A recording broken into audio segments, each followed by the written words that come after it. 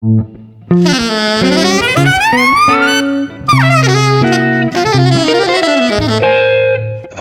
Jazz.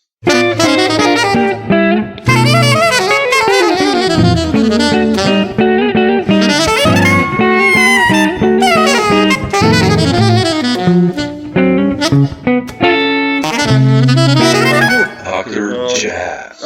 I've listened to the new one, man. Oh yeah, Thanks you like for it? sending it. Yeah, it's. I mean, your acoustic guitar playing. It's, it's incredible. It's I love it, and the tunes and thank you. techniques you used. It's so beautiful. It's such a nice album. I mean, it's like two different worlds. When you play acoustic, it's so pure, and then the electric comes with the effects and all that, and yes, it's like two different worlds. I really love how you did it. Yeah. So thanks for sending it. I could it was quite a find it otherwise online, so nice to hear it. So yeah. But I wanted to ask you, how did you approach this one? I mean, I've read the liner notes that you kind of exchanged painting and music ideas, but like how was the process? If you can lead me through. Well, Stefan invited me into his painting room, or studio, kind of a loft he had, and then we had a look at the paintings, and the paintings are really extraordinary because they're actually really big. Sometimes, like the face of Stefan's brother is like 2 meters. It's massive. Yeah. So it's not like this small little thing on the booklet. Yeah. But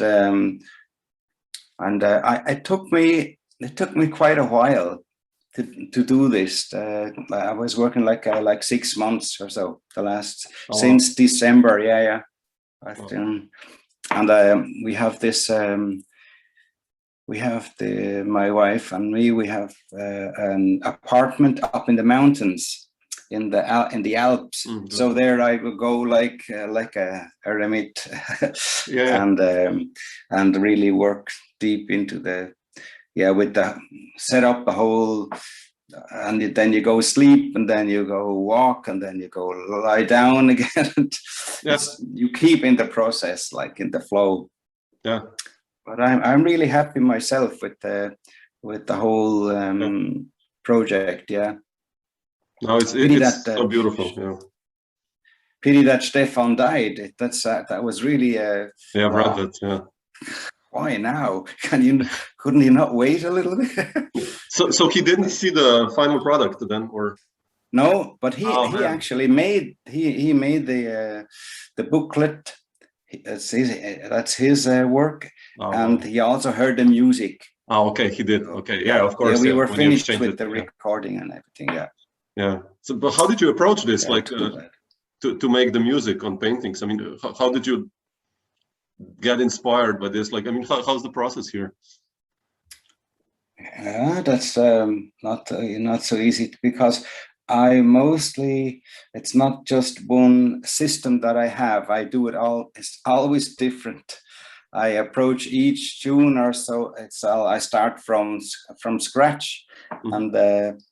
and then build up until I get some idea. A lot of the times I would like, as I mentioned in this apartment, I'd go walking in the Alps. And then I'd come back. I wouldn't come back until I had an idea. Oh, wow. Okay. Yeah. Wow. Okay. And how did you approach the tunes? Because they're very different, mm-hmm. musically. Like, let's say playing solo guitar for you, like, how do you approach it? I mean, because, it's like we all are influenced by all these also amazing guitarists and influences, and not only guitarists, but music in general. Sure. Yeah. And how did you approach like each song? Like, did you decide this is going to be a ballad? I'm going to use some tapping technique, or more percussive sounds, or like how do you approach solo guitar playing? I mean, in general, acoustic is different, of course, than electric, I guess. But yeah, well, it's, the 5 tunes of mine were already practically finished. You know, one is called Venice. I done that like a year ago in Venice. So that's the one I gave him. And then, what else is there? Then I got inspired by a young bass player from Switzerland. Her name is Martina Berter. She also played in this 144 strings. Oh yeah, okay. I want to ask you that later. Yeah, she used this pedal. It's a, what do you call it? Like a sustain or no?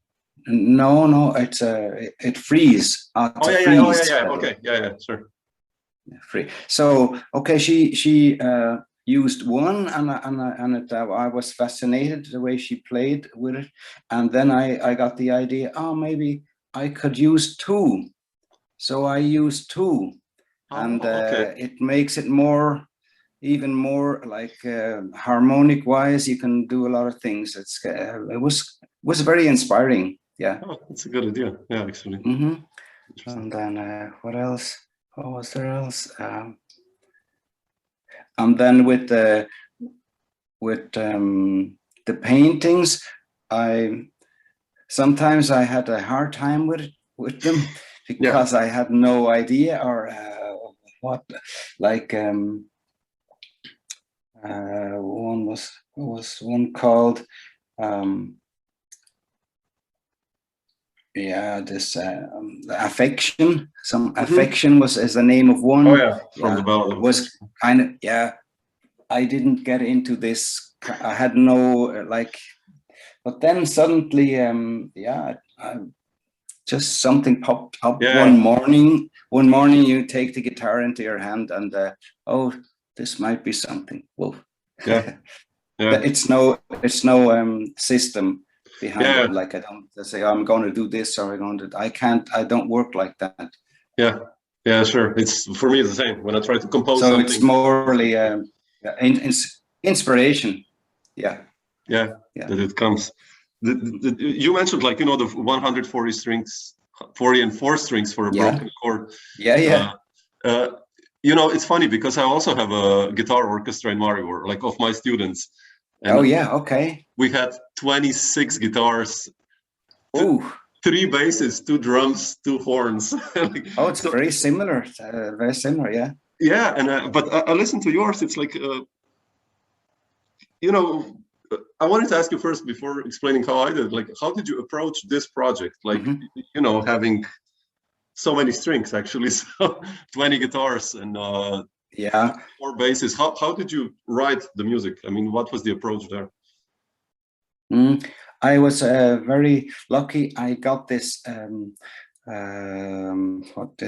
what do you call that? A residency from in London. I was in London for a half a year, but I was still at that time. I was still teaching, so I'd go back and forward, teaching 2 weeks, and then go back, stay 4 weeks. And I really enjoyed London. That was really fantastic. And also there, it's a place that there was nobody else around.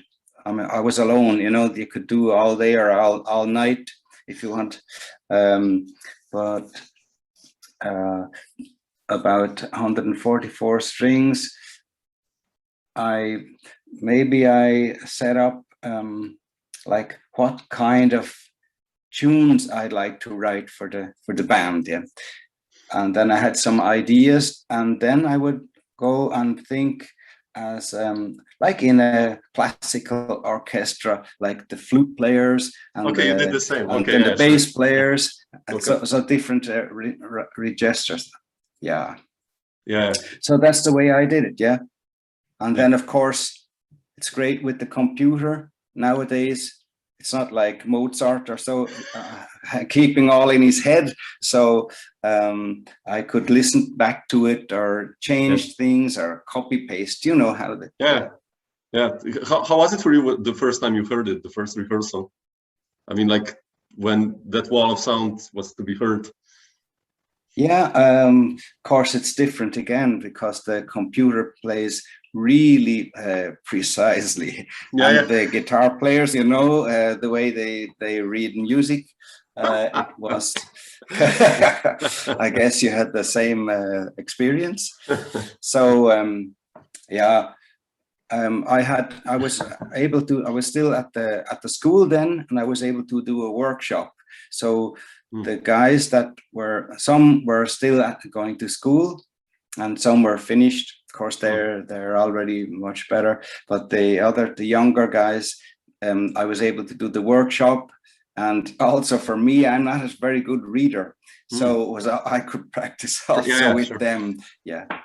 Oh wow, beautiful. Cool. Yeah, that was cool. I love. Did you do like also concerts or tours with that project, or was that logistically? Yes, we just did 3 concerts. 3, okay, yeah.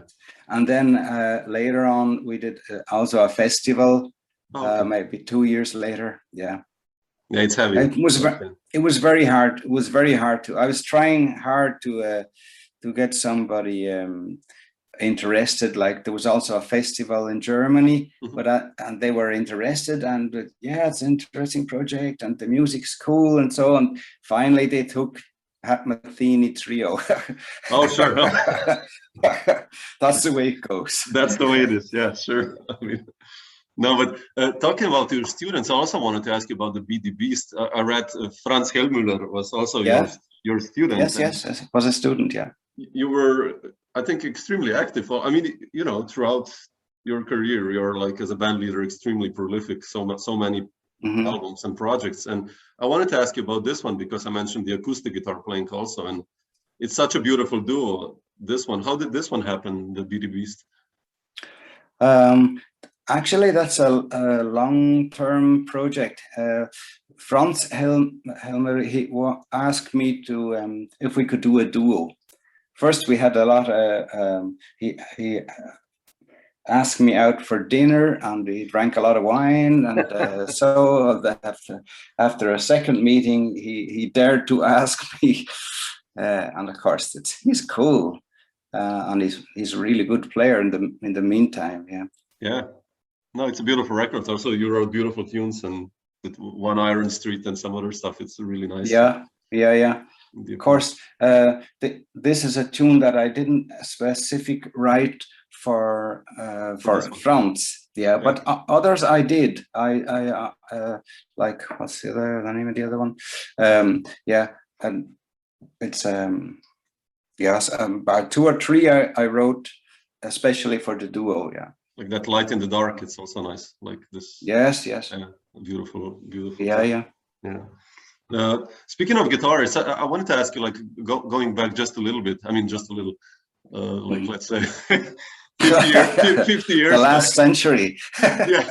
No, I just wanted to ask you, like, you know, when you were a teenager, let's say late 60s, mid 60s, who were that was like an incredible guitar era back then, you know, with Hendrix and yes, of course, McLaughlin coming out slowly and all these incredible fusion also guitarists. How was it like for you when you first heard these sounds, and who were the first guys that really got you excited for this kind of music? Well, I grew up, of course, in the time of the early days of the Rolling Stones. Yeah. And then I was the solo. We had the same kind of a group. I was the solo guitar. And then I learned my friend to do the accompaniment. And so I would learn the note by note, just by ear, learn the solos that I don't know if it was Brian Jones or what's the other? Ronnie Wood later.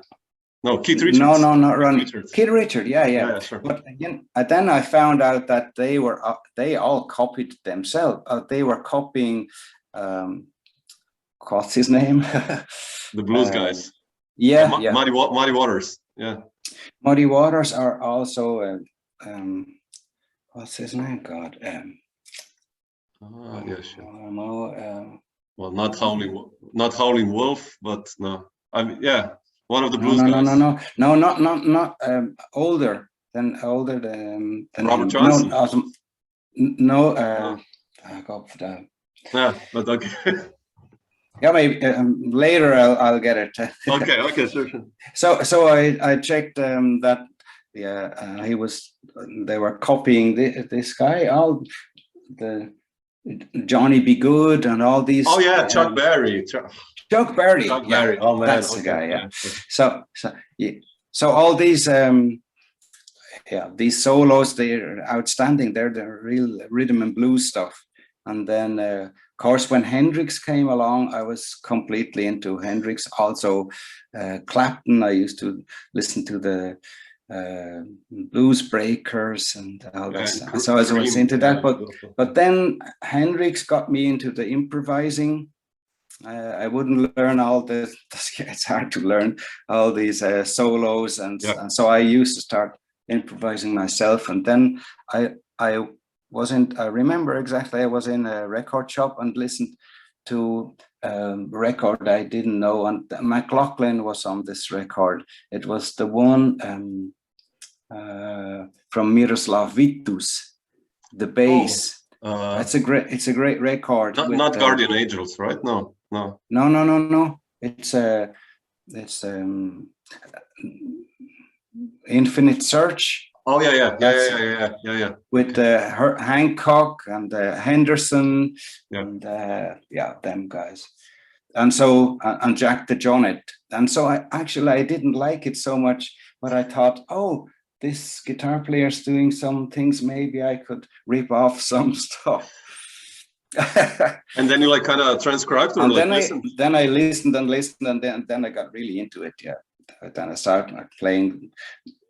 I didn't really want to copy it, but just by listening it so many times, you start playing the same thing without really learning. You know, it's not like copying. Yeah, it's just in your head. Yeah, it's like learning a language. Yeah, the same kind of. Mm-hmm. Yeah, but so basically, you were self-taught regarding improvisation and jazz. Yeah. Right? Yes. Although I went to the Swiss jazz school in Bern, that was the first jazz school in Switzerland years ago, and then but there was no proper teacher, and they just had a trumpet player from Argentina. He also could play a little bit guitar, but not really. He didn't show me anything. I just learned the Berkeley 1 and 2. This Berkeley, but from Leave It. What's his name? So it's a kind of I mean, I didn't really like it so much. And then, so they were looking for a teacher, and then I was lucky. I played on the TV. I mean, you can forget about this nowadays, but then some stuff used to be on the Swiss TV, and I played with the Jazz Rock Experience with Bruno Spöri and Hans Kennel, who died this year. And Irene Schweitzer, she was also there. Fredi Studer, it was a funny time. You wouldn't believe that, listening to her playing things like that. Yeah, and so we were on the TV, and then the guy from the jazz schools seen me. He asked me if I would teach at the school. Of course, you can imagine I wasn't nowhere yet, but I was so maybe a little bit better than the students. But so I was always a little bit ahead of them, and of course it pushed me working, you know, to be ahead of them, you know, because guys pick up fast, you know. Yeah. I remember some guys, you show them one thing 1 week, the next week they have it down, you know, and what's next? Yeah. Wow. Yeah. Incredible. But how was the scene like back then, when you, like, let's say early 70s in Switzerland, you know, because nowadays when you do a touring circle, I mean, I played in Switzerland so many times, from Zurich, St. Gallen, and, you know. Yeah. Oh, yeah. Okay. Baden, Bern, everywhere. Okay. All around, so many jazz clubs. And but like, how was it back then in the early 70s? I mean, I know like lots of good musicians, Pierre Favre and Fredi Studer and all these guys, and you. Yes. But how was it for gig-wise? Were there like already all these clubs? Yeah, in those days there was a lot of Kleintheater. What's that? Small little theaters. Theaters. Oh, really? Oh, wow. Yeah, and unfortunately they went back to the theater, like the cabaret and all this stuff. And the music got more pushed out more and more. So we had to go to Germany. And in the 70s, of course, Germany was fantastic for us. Yeah, with Ohm, we drove up Germany, up and down and up and down and up and down. And I think we used three. We had our own bus. We used three of them, and every one of them made like 100,000 kilometers. We really were on the road. Yeah. Yeah. How did Ohm happen, by the way? I mean, you know, I love those records. It's like so typical what was happening in the 70s. Yeah. But how did you form Ohm? Like, we were playing quite a while with another drummer, and of course we're all from Lucerne. I played also in this Rolling Stones band, like the Hendrix trio. Yeah. We had there. Bobby Booty was already in those bands. So it was me and Bobby, and then Urs Leimgruber, and so there was another drummer. And then we had we were asked to play the music in Lucerne of a theater of Die Purpurinsel.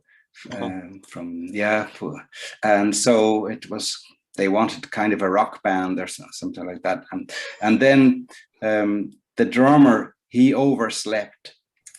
He wasn't and so I asked Fredi Studer to come, because this was always some things with this other drummer. And then we, of course, with Fredi used to work at Paiste. The symbol, and of course he had, then we were all greenhorns, we knew nothing, and he already knew about how to make like a documentation, nice photo books and things, and then also through that we were able to play at a festival in Fichtring, that's in south of Austria. And we had workshops, and then after that we played Montreux, and then the people started to recognize us a little bit. Yeah, that was the beginning. Yeah, like the first 2 years, and after that, after Montreux, we produced our own CD, our own LP, and at that time, and then Manfred Eicher got interested in us, and we started with the ECM thing, and of course that was fantastic. Although we fell out, in the studio, we didn't go so well with Manfred. Yeah, I wanted to ask you that. Because it's like different music than the ECM aesthetic. Yes, and of course, we were young and kind of greenhorns, and so the story is like this. Manfred wanted Fredy to make some silver, he called it, silver, like this easy, you can imagine. And then on the evening we went to the hotel, and he went to another hotel, and we spoke in the group about this recording, what we done today, and but this silver, I mean, it's not our thing at all. Let's go the next day, we go earlier to the studio and tell the technician to erase that. And then we done that.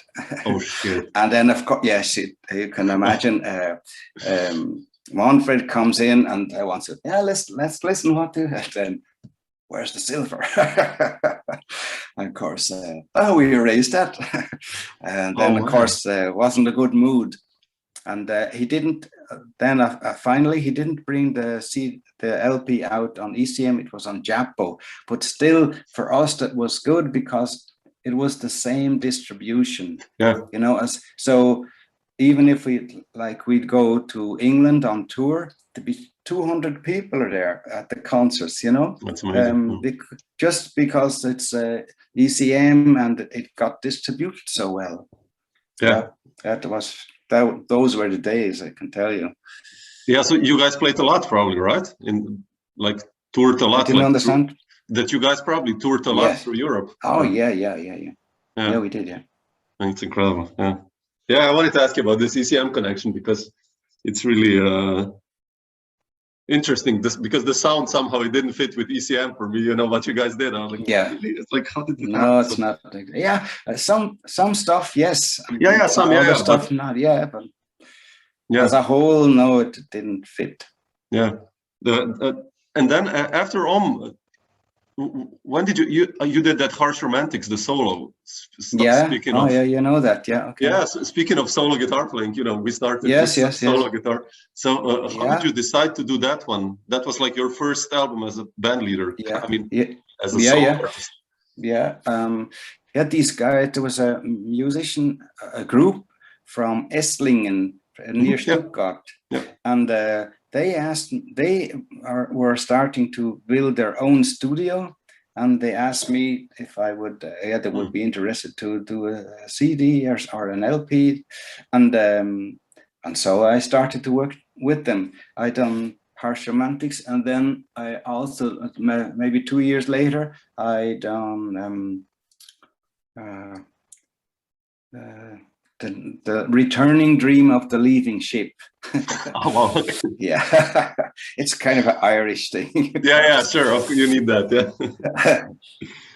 Yeah. But that was a pity because they weren't so good at this. The studio thing wasn't so good. So the second record was something wrong in the recording, and so I got pissed off. You know.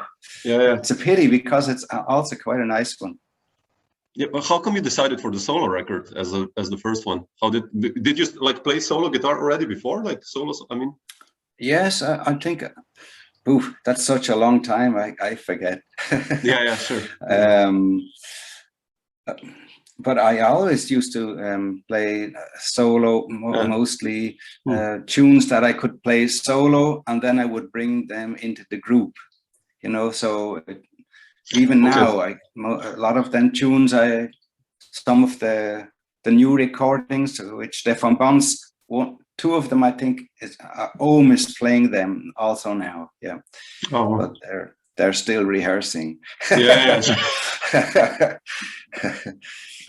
But you also then I've read, I haven't heard that one yet. I couldn't find it. You did something with this larger group with Norma Winstone and Trilog. Yeah. What was that? Yes. How did that happen? Because it's. I knew Trilog because Trilog was living around Dortmund or in that area, or no further down. I forget the name of the place, a small place along the Rhine, and he came to own concerts, and sometimes he sat in. Really? Really? Oh wow! Yeah, man. that was there. He was. He wasn't famous yet then. Yeah. And so that's why I knew him, and we had. I think invited him and Norma. I was just thinking of a singer because I always liked singing. Yeah. My father was a singer. Oh, really? And, and so I just asked her. I got her address from ECM. Yeah. That was easy, and then I was Roscoe G. I still have a good friendship with him. Do you know Roscoe? Roscoe, what? Yeah, Roscoe G. Roscoe G, no. No. Okay. Just the name, but not the music. Okay. Yeah, he's an interesting guy. He played with Traffic. Okay. He even played Woodstock. Really? Yeah. Wow. And and he Amazing. played in a band with Hardy Head. That's a Swiss singer. Yeah, he's not playing music anymore, but he was one of the major figure more in the pop business. And so I got to know Roscoe there, and yeah, so things, you get connections, and yeah, it spreads around. Yeah. Then I had the idea after I had the idea, a stupid idea, to, instead of a drum, have 3 percussion players. So I had Domo Ramao, and because he was also playing with Ohm, and Really? I also had a duo with him. Yeah. Really? Oh wow. Yes. And yeah, Trilok, and then my brother playing conga. Yeah, but it was a more or less a disaster, because my brother would play too far back. Domum would play too much in front, and Relock would be in the middle. Yeah, so it didn't groove, you know. It was wow. And sometime, like in the midst of my solo, they would just stop. Oh man, okay. You know, it wasn't. But I brought the LP out. I still have a lot of them. I can send you one, but you shouldn't expect too much.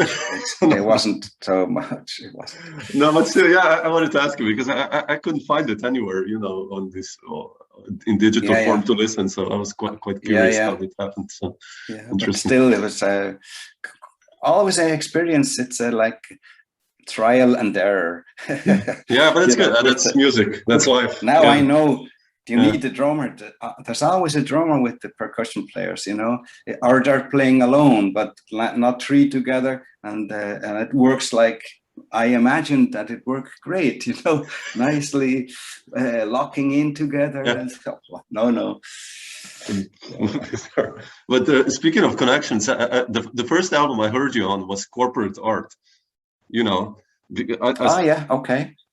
You know, because the lineup is just, you know, Mark. I played with Elias quite a lot. I mean, quite a lot. We did 2 records, and okay. I love Mark, and you know, you have Bobby Pravitt and Gary Thomas, like amazing musicians. How did that project happen? This US connection, actually. Yeah, that's another story. It's when I played solo. This solo stuff, I used to play like for 500 francs or so, and then I was thinking, if I had like 3 or 4 solo gigs per month would be great. And then I already had family, but that would have been quite okay. So I asked some managers if they would be interested to get me some gigs or so, and but I didn't find anybody.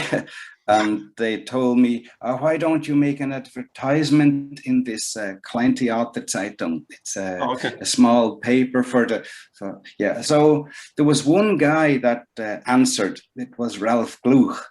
Oh, okay. And, do you know Ralph? Yeah, sure. And so he was then a journalist, and I think he was still studying. And then I gave him all my addresses from ECM and all the places where and then he started to work for me.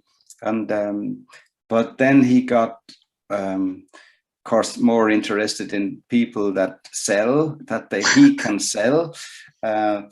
He went to Montreux and seen Ray Anderson. Oh, okay. Yeah, Ralph was a trombone player himself, so he was immediately into Ray, and so he got. I played then like seven years or so with Ray Anderson, and later on then with Han, and this project with Bobby Privet and Elias, it was his idea. It was Ralph's idea, you know, to make a super group, but it was kind of difficult. Yeah, I kind of had a hard time. Oh, really? How come? I mean, don't like that one if you listen to it now, or if you did? Or... Yeah, the music is okay, but being on the road with them guys, they're different, somehow were different. Yeah. Yeah. It's like us. Yeah, sure. Like, no, I wanted to ask, but speaking of Ray Anderson, how was it?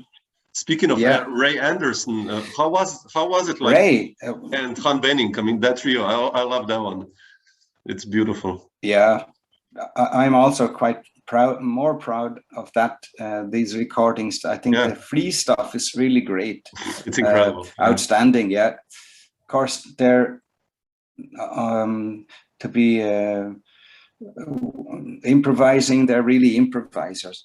You know, both of them, and it was always quite easygoing with music-wise.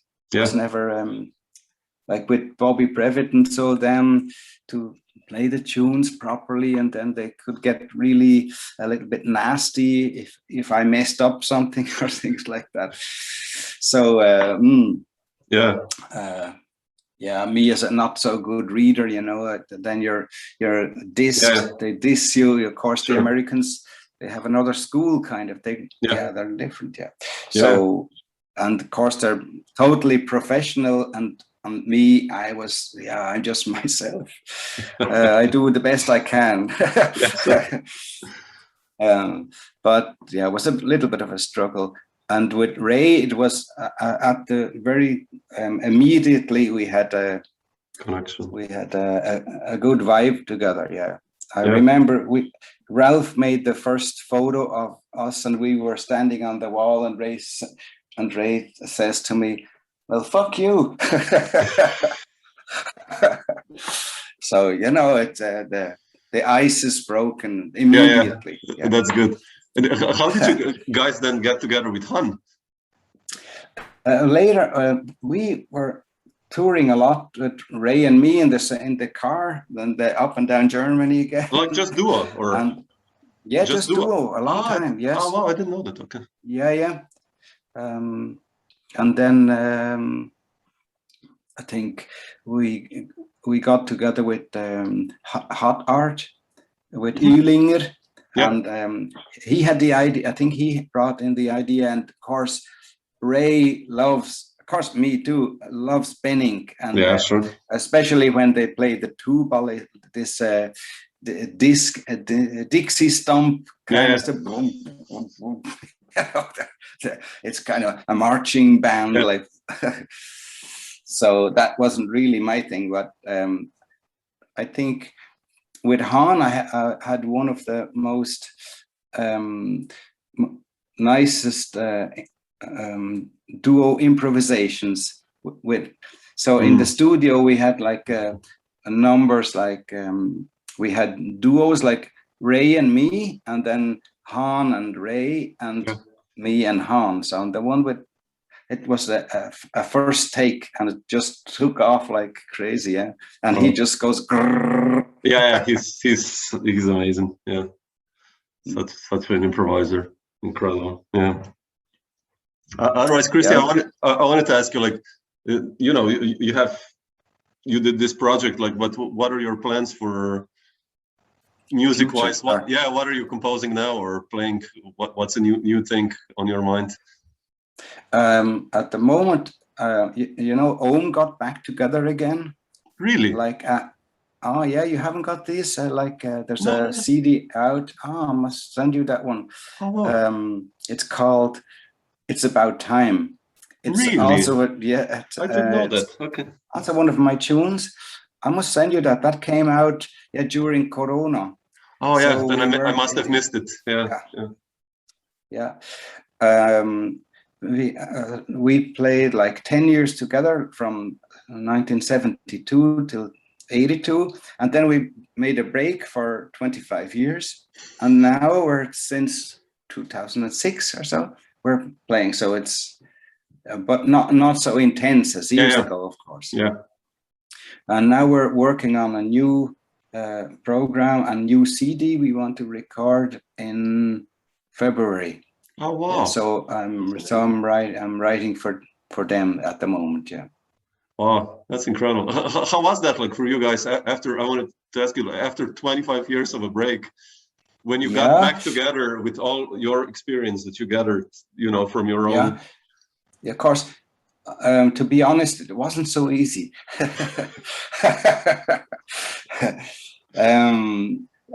At the beginning, yes, because we all, we're still friends. It was also really, years ago, we also always had double rooms. And it didn't matter in which was beside me sleeping. Nowadays, what? It's a single room, of course. Sure. Nobody that was there, but we were just young guys in those days. And why we came together again was because of a museum in Lucerne. They were doing a project about the 60s, the crazy 60s. And of course, we were already around in Lucerne. And so they asked us if we would play. And so I said, yes, okay. And then we made the program. We played some of the old tunes. And then we also played a free set. Mm-hmm. And both went quite okay. And then, we found, it still has that magic stuff, and in it, and we started to play again, and then, then we seen that we were really developed a little bit different, like Urs is completely the improviser, and Fredy and me and also Bobby, we all had some contact. I also played some duo concerts with Urs or so, but never the whole band together. Yeah, so then it was also a little bit some discussions with Fredy and Urs, because Urs wants to play real soft. Mm-hmm. That the saxophone, a lot of bass players have this too. They want to hear the exact sound of the instrument and all this. Yeah. And of course, Fredy wants to play drums, and then sometimes it clashes a little bit. Yeah. So, but what is great that we were always able to overcome these problems, like talking. It was kind of Bobby and me would look at each other and say, man. When they start to discuss, but I need this sound. Yeah, but I need my sound too. All this kind of stuff. That's beautiful. Yeah. Come on. After 50 years, you guys still, Next year we're 50 years now together. Wow. 25. Yeah, but oof. That's since 1972. Wow. Yeah. So hopefully see you on the road somewhere, to catch you guys live. If COVID permits, of course. Yeah. Yes. Yeah. Well, I think by then we're planning for next November to we'll do a small festival in Lucerne with 2 other bands from Lucerne, I hope some gigs will show up. Turn up. You never know how long we're going to live now. No, but you're full of energy. You're like so creative and so full of music still. So that's beautiful. That's cool. Quite okay. Yeah, great. Cool, Christy. I will not take more of your time. So thanks. Okay. Yeah. Cool. For sharing some of these stories.